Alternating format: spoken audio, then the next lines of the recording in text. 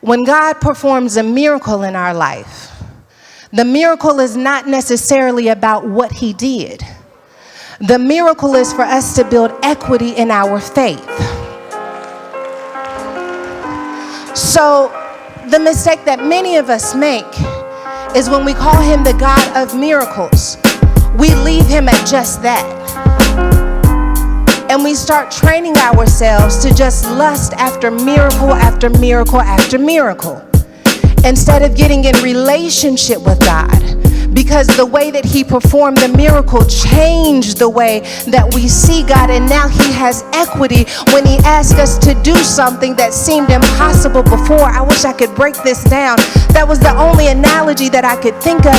When God does a miracle, he's front loading us in the present for what he's going to ask from us in the future. So that when he asks it for us in the future, we don't say, I don't have what it takes. We can pull from the equity of what he did in the past and say, God, I don't know how you're going to do it, but you got equity with me, because I've seen you do the impossible before. I've seen you show up in some ways that made no sense. You got equity with me. There are some of us, we walk by faith because that faith was a deposit from what God did in the past. I didn't just take the miracle and say, okay, I'll wait for the next miracle. No, I'll wait for the next direction, because I recognize if God performed a miracle, that the miracle was the starting place. He's going to pull from the equity of that miracle. Moses sees a burning bush in the middle of the wilderness. This was a miracle. This was a sign making it emphatically clear that God had spoken to him. But then God made a request from him, because your exposure to the miracle ought to build your equity for when I ask you to do something. I believe that he sent the plagues as much for Egypt as he did for the children of Israel. Yes, I want Egypt to let you go, but I also want you to understand what you're walking into. Because if I can make frogs fall out of the sky, when I tell you that I'm going to lead you into the wilderness, you ought to trust me, because I got equity from what I did in the past.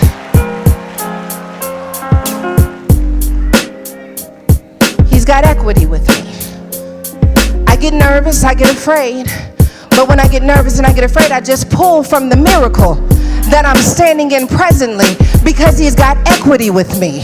I don't know how God is going to solve things with my children. I don't know how God is going to do things in my ministry, but one thing I know for sure is that I shouldn't even have a ministry. But the miracle of me having a ministry helps me to understand that there's equity. There's no reason why I should be in this position, but God has equity with me because he opened doors that I shouldn't have even been standing in front of.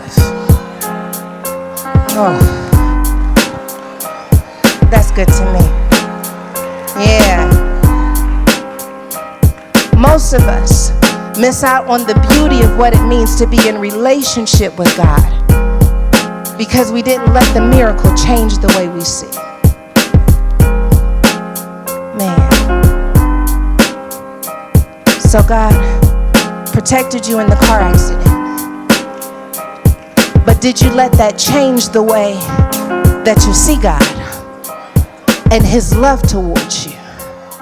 That I went ahead of you, that I slowed you down, that I made you late on purpose, that I let the car be damaged but you walk away unscathed because did you let it change the way that you see God? So when you're walking in the unknown territory, you don't act like you're brand new in this thing, because I know God is protecting me. See, when God protects you, sometimes we act like he did it on accident and he may not do it again. But when you understand the faithfulness of God, you understand that I performed that miracle not just so that you could feel good and go back to thinking the way you once thought. I performed that miracle so that it could change the way that you look at me, and change what you expect from me, and change how you speak about me, and change how you speak about yourself, and change how you speak about your possibilities. The miracle ought to shake some things up in your life. You're right, they weren't happy for you. You needed that miracle to shake some things up in your life. Sometimes you don't know who your friends are until you see the miracle. Sometimes you don't know what your potential is until you see the miracle. And some people don't allow the miracle to change your sight.